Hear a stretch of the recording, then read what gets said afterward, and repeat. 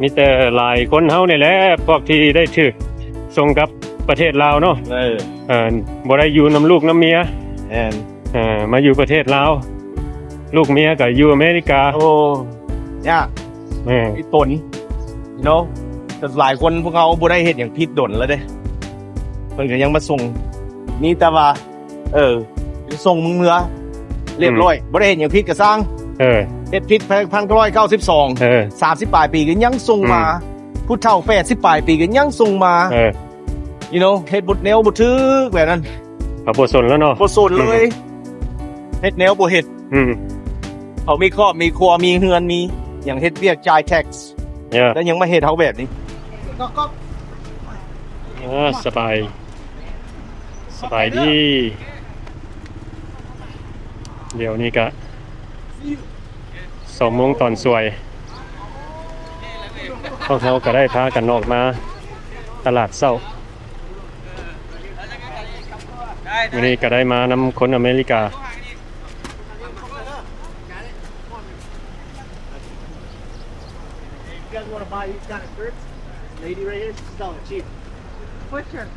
Lao shirts, like any Lao shirt you want, like but look, feel the material. This is better than all these other ones. It's not thin. Look now, feel his material. Oh yeah. Right? เท่าไหร่นี่ตัวนี้45. Man, that's not bad. Yeah. Look at him. Now he's saying his is perfect. Yeah. That's a good quality.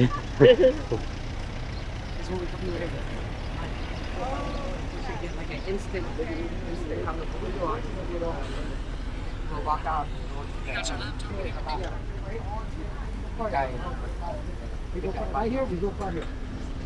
เอากาแฟมื้อนี้กลับมานำกัน8 ถึง 12 What is it? No, chip no good, baby. Chip is no good. Come on. We can go somewhere else. It's better. We can go somewhere it's better.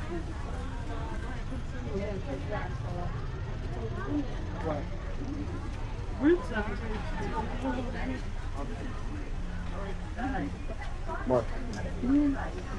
Oh, you gotta give me one, bro. I don't want to smoke. I just had a pack. You know what I mean? Yeah. I just had a pack. อันนี้ก็สิเป็นร้านขายยาหากไม้หลายสิ่งหลายอย่าง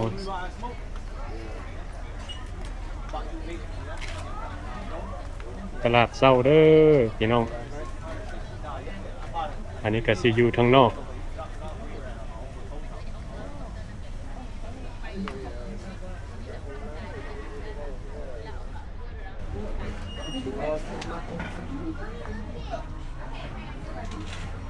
from Metu.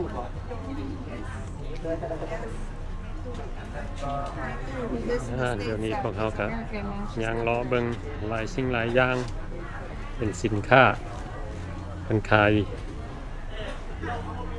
ในตลาดเช้า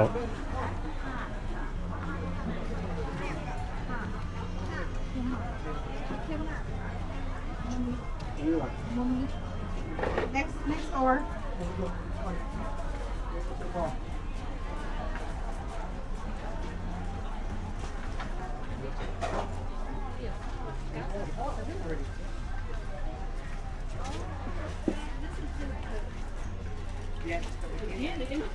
เดี๋ยวออกมาทางนอกที่ก็สิเป็นห้าน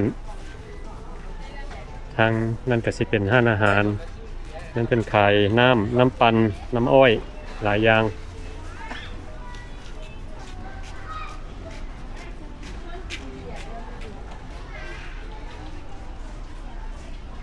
นั่นก็สิเป็นทางเข้าไปข้างใน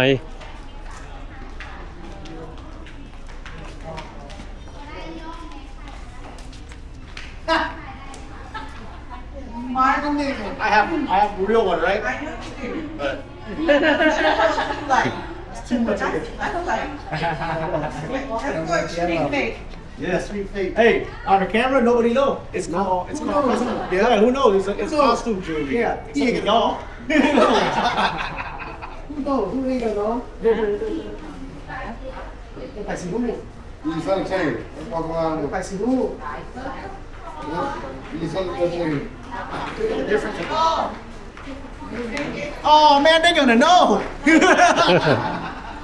โอเค Hey, he got me off camera. They gonna know.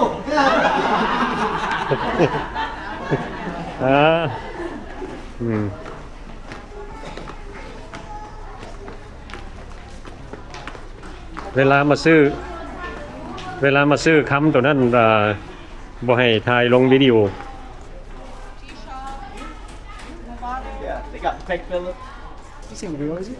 They got APs. They got all kinds of shit. No, it ain't real, but it's real enough. Nobody could tell. Who knows? 6,800,000. Here, man.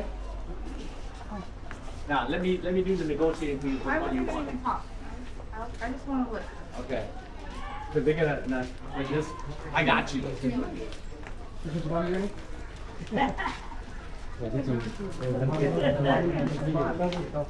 mean, I would do the bottom and not the top. The top is like, I'm talking like, kind of like a two-top, something, not top and nice though. เพราะมันมีเครื่องอีกนี่เครื่อง นะกินนี่ยัง โอเคแล้วเหรอ Water, you need some to drink, bro? น้อยวะ Water? One? Or you want juice? No, a water's fine. A small one, small bottle, not a big bottle. Yeah. Hell no. Sipping here. One bar like this. Mark, you want? I'm good, thank you. Good. What now, bro? no I'm good ได้ละ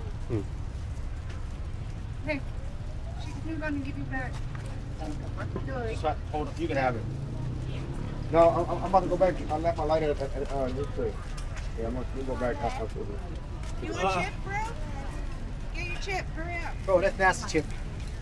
You pick one, go for it. Pick one, hurry up. He said no. He said no. He looked at it, he don't know the names. He like, no, I'm straight. My daddy.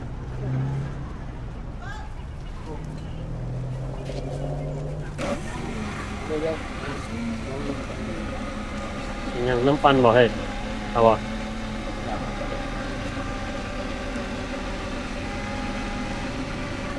I want to just go relax. I want to go rest my feet. No, that's why I'm going to go too. I'm gonna go get a massage blind people. เอาวะ Yeah, I want to go do the blind massage. Yeah. All right. Oh, blind massage. Yeah, they're blind, and so they know how to touch your. Which one you go to? I know there's one right by my house. There's one right by my house. Oh yeah. Oh. They're the best. They're the best massage. Yeah, like the other spot, they're all blind too. Well, with.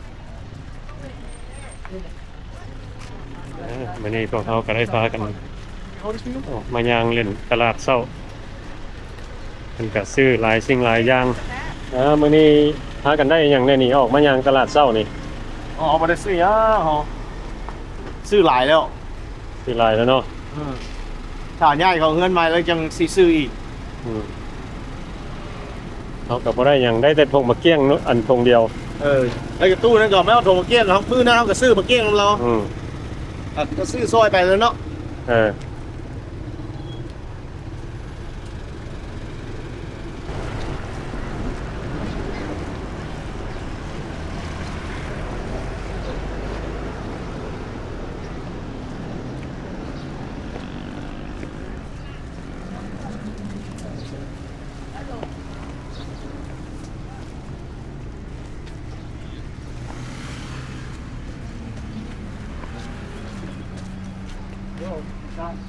อันนี้ก็สิเป็นคิวรถเมล์อยู่แถวตลาดเช้ามันจะมีร้านอาหาร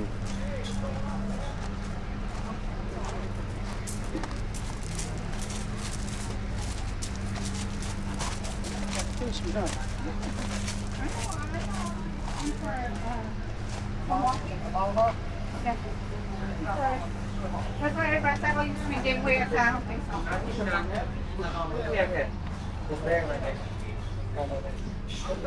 ทางที่ก็สิเป็นร้านอาหารคือกัน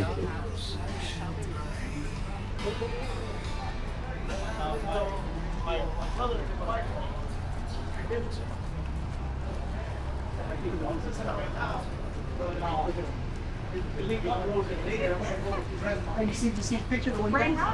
Huh? Yeah. I can see a picture. Okay. Yeah, look you.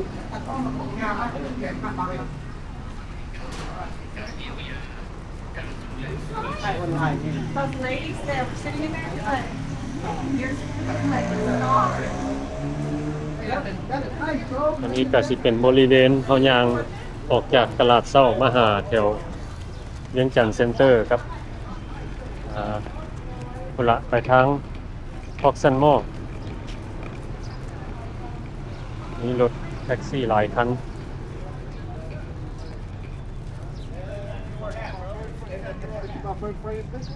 Yeah, that's your first grade. Please find it.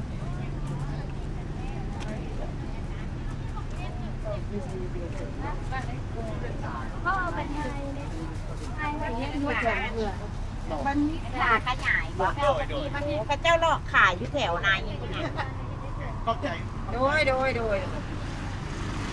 นั่งเต็ม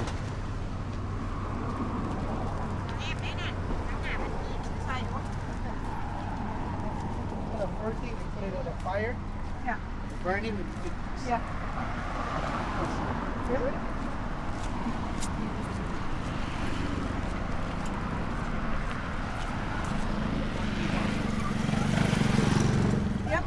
นี่แหละ คนอเมริกามักย่าง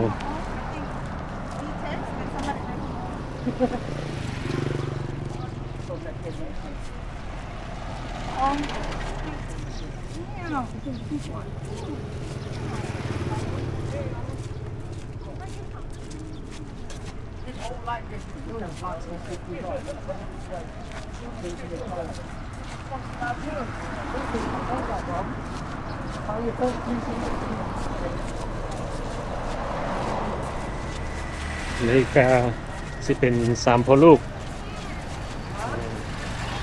พอมาอยู่ประเทศลาวแล้วก็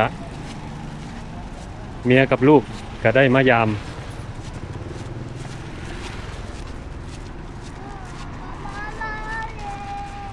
แทนของเมียกับลูกก็สิอยู่เดือนหนึงแล้วก็เพิ่นก็สิได้กลับอเมริกามีแต่พอเพิ่นนี่แหละสิได้อยู่ประเทศลาวเพราะว่าช่วงนี้เพิ่นกลับอเมริกาบ่ได้เทื่อเขาคิดว่าอนาคตข้างหน้าเพิ่นอาจจะกลับไปอเมริกาได้บางเทื่อเนาะกลับไปอยู่นำลูกนำเมียคือเก่าหั่นล่ะเนาะเขาก็บ่ฮู้เนาะว่าอนาคตข้างหน้าสิเป็นแบบใดแต่ว่าก็ดีคือกันเนาะคันสมมุติว่ามีมื้อหนึงพอเพิ่นกลับไปอเมริกาได้ก็สิดีเดี๋ยวนี้พวกเฮาก็ย่างมาฮอดเวียงจันทน์เซ็นเตอร์เป็นโรงแรมหลายชั้น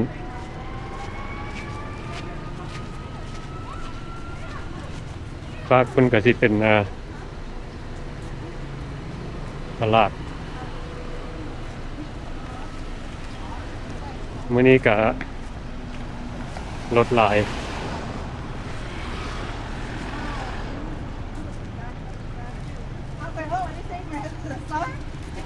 Well, I mean, you guys make videos like that. Yeah, I was like, oh my god. All that. It's the mom, okay, that makes the kid. Okay? Thank you.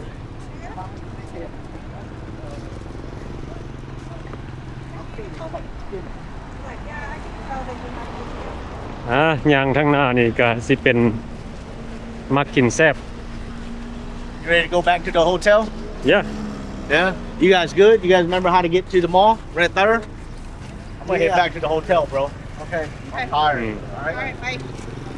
See you guys. See you guys. Thank you very much. Okay. All right, bro. Hi, Joe. All right, bro. Yeah, okay. Okay. All right, go. Okay. On. Okay. I'll see you guys. How much he charges, you know? Not he didn't tell you, huh? He didn't tell you. It was like 100. โอเค เจอกันเด้อโอเค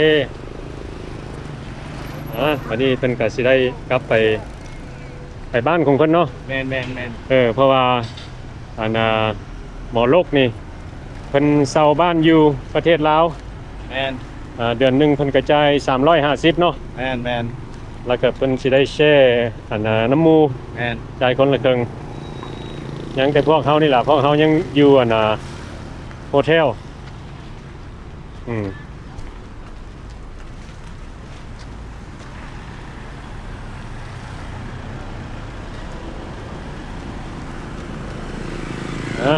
จะได้รถหลายได้เนาะเรื่องตามทางอยู่ ยาม 3 โมงแล้วเด้3 โมงเมื่อสักคนก็ เลิ เลิ ก ก การผู้ใดก็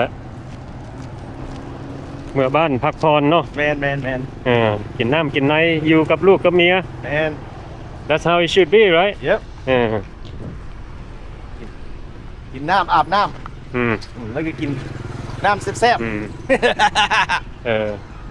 มีแต่หลายคนเฮานี่แหละพวกที่ได้ถูกส่งกับประเทศลาวเนาะบ่ได้อยู่นำลูกนำเมีย แม่น มาอยู่ประเทศลาวลูกเมียก็อยู่อเมริกา โอ้ยากไอ้ตน you know แต่หลายคนพวกเขาบ่ได้เฮ็ดหยังผิดดนแล้วเด้เพิ่นก็ยังมาส่งกันบ่แล้วก็บ่มี statute limitation แบบที่ว่า you know เขาต้องมี10 ปี15 ปีคันส่งบ่ได้10 ปี15 ปีเขาได้เข้าคืนหน้าที่เป็นแบบนั้น you know หากบ่มี statute limitation นี่แต่ว่าส่งมึงเมื่อเรียบร้อยบ่ได้เฮ็ดหยังผิดก็สร้างเฮ็ดผิด1992 30 ปลายปีก็ยังส่งมาผู้เฒ่า80 ปลายปีก็ยังส่งมา you know เฮ็ดบ่แนวบ่ถึกแบบนั้น เขาบ่สนแล้วเนาะ บ่สนเลย นี่แต่ว่ามึงสิมีลูกมีเมียก็อย่ากูสิเอามึงหนีจากลูกจากเมียมึงอ้ายก่อนบักเฮ็ดเลยเว้าซื่อๆดอกyou know เขาบ่ได้มาผู้ใดเด้ออ้ายก่อนเพิ่นเฮ็ดครับ you know เฮ็ดแบบนี้เป็นแบบWorld War II you know แบบใจโหดพุ่นเนาะใจโหดหลาย เฮ็ดแนวบ่เฮ็ดเขามีครอบมีครัวมีเฮือนมีหยังเฮ็ดเวียกจ่าย tax แล้วยังมาเฮ็ดเฮาแบบนี้บ่เข้าใจ คนเฮาเสียเวียกเสียงานเบิ่งเฮาเด้เฮามีเวียกเบิ่งดีๆอยู่อเมริกาน่ะบ่ได้ไปเฮ็ดหยังผิดอีกแล้วมีเวียกดีมีลูกน้องเต็ม you know ลูกน้องก็ฮัก you know มอกนี่ก็เป็นsales manager เนาะแม่นได้เวียกดีแล้วเป็น sales manager เป็น general manager เป็น you know เฮ็ดหลายแนวหัก company เดียวเขาเฮ็ดเขาตั้งใจเฮ็ดเวียกแล้วเขาขึ้นเป็นนายอีกอันนี้นายเขาก็ฮักเขาผู้ใดลูกน้องเขาก็ฮักเขาเอาไปออกมาโอ้เขาเปลี่ยนเป็นคนดีแล้วแม่นcustomer เขาแฮงฮักเขาเอาว่านำเขาเว้าดีเด้เดี๋ยวเอาผู้ใดเข้ามา you know หมดทุกมื้อI'm going to be like this, straight up forward. Every day, I wake up with a smile. Don't matter the situation I'm in. I walk with a smile. I wake up with a smile. I go home with a smile. You give me the crappiest day and I'm still smiling because you know why? I'm happy to be alive. I still got my mom. I still have my daughters. I still have my dogs. I have my wife. You know what I mean? I still got a life. If I can pay the bill, I'm good. If I can't pay the bill, I'm going to find a way to pay the bill.Legally. But I'm going to wake up with a smile every time. Trump sent me here? No, Trump didn't send me here. I'm sorry about that. I got myself here. Right? I got myself here. I still wake up with a smile. No matter what. I'm going to smile because I'm alive. God is good. I love God. This is my calling. Yep. หลายคนก็ต้องอดทนเอาละเนาะพวกที่ห่างลูกห่างเมียมาอยู่ประเทศลาวทิมลูกเมียเมียนอยู่อเมริกาแล้วชีวิตเพิ่นก็ได้เริ่มต้นใหม่start all over you know hopefully one day they can be reunited with ครอบครัวเขาเจ้าเนาะ Yep. I want to say one thing. Let me stop and say one thing.I want to thank you everybody that is supporting me and my YouTube channel and reaching out and giving me the opportunity to do what I get to do because it does help pay my bills so I do have a way of earning an income without having to do you know open a restaurant or whatever right so I'm appreciative of that so I want to say thank you to all my FCs and all of Joe's FCs because I mean without you guys I'm still you know trying to figure out what I want to do so thank you ก็แบบนี้นะเนาะอยู่ลาวเฮาthe income that we make it might not be a lot yep ฮักแต่ว่าอยู่ประเทศลาวนี่ it means a lot yeah it helps a lot it helps a lot yeah I don't have to call my family yeah you know คันสิเว้าให้พี่น้องฟังincome มันก็บ่หลาย but it's a lot in Laos แม่นบ่ yeah ล้าน เป็นล้าน yeah yeah $100กัน2ล้านแล้วเด้ yep 100 $100กัน2ล้านแล้วเด้เขาเป็น millionaire เด้ yeah we are millionaire yeah อยู่ไม่กานี่ได้กินเฟิร์สซี่ถ้วย yeah ยีลาวนี่โอ้ล่ะ2ล้านนี่ได้กินเฟิร์หลายถ้วยเด้เบิ่งเด้อถ้วยนึง 30,000 กีบฮะ yeah ล้านนึงแสนนึงก็3ถ้วยแล้วเด้เรียบร้อยย่างเบื้องนั้นพอมันจึงบ่มีแดดมันสิดำที่เมืองลาวก็จะมักขาวโอเคบ่ว่าแล้วเนาะชีวิตของเฮาบ่ว่าจะเป็นแบบใดเฮาก็ต้องอดทนสู้ต่อไปเนาะแม่นเพราะว่าแบบเพิ่นเว้าหั่นล่ะ you know today we might suffer but you know we always hoping for tomorrow yep a better day เนาะ yep มื้อนี้มันอาจจะบ่ดีหากแต่ว่ามันยังมีมื้อหน้ามันอาจจะดีบ่เป็นหยังบ่เป็นหยังอดทนต่อไปเอาเฮ็ดดีเอาเฮ็ดดีบ่ได้ดีมื้อนี้เขาสิได้ดีนี่เราเฮ็ดน้ำใจต้องเฮ็ดน้ำใจโอเควันนี้ก็สิได้เพราะว่าพูดแล้วเพราะว่าคันเฮาสิเฮ็ดเอาหน้าซื่อๆนะ It's gonna catch up trying to get face yeah if you do it with your heart and don't expect anything you'll get something in return it might not be today might not be tomorrow it might be 10 years from now but you're going to get something in return yeah you know what I mean just do it with your heart anything you do with your heart and if you don't get return who cares you did it with your heart you felt good right you go this way let's go this way yeah hey you notice all these guys nobody want to walk yeah me and you who care right yeah we love walking yep I just lost my third chin now I got 2 bro yeah one chin down 1 to go because I got to keep the other chin or I'm gonna look like this ohลด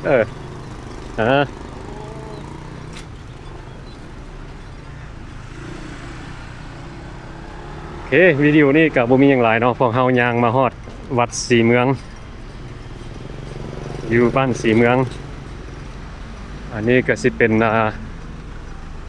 บริเวณที่มีชื่อเสียงดังวัดสีเมืองนี่เห็นบอกเพิ่นมีรถเมล์รถทัวร์มาหลายแต่ละมื้อ every day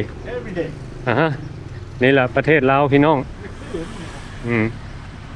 เท่าไหร่เดือนนี่เนาะซื้อมากี่เล่นผู้ใดอยากมาเยี่ยมยามประเทศลาวเนาะนี่ล่ะม่วนซื่นหลายบ้านเกิดเมืองนอนของเฮาสิเป็นบอนที่รีแลกซ์พักผ่อนเงียบๆ slow life โอเคเฮาก็สิขอจบคลิปไว้สำนี้ซะก่อนเนาะแล้วก็สิมีวิดีโอใหม่ๆออกมาให้เบิดทุกคนได้เบิ่งแล้วก็วิดีโอนี้เฮาก็ขอขอบใจเบิดทุกคนที่กดไลค์กด Subscribe ให้ช่องคนบ้านนอกแล้วก็ช่องมักกินแซ่บเนาะโอเค thank you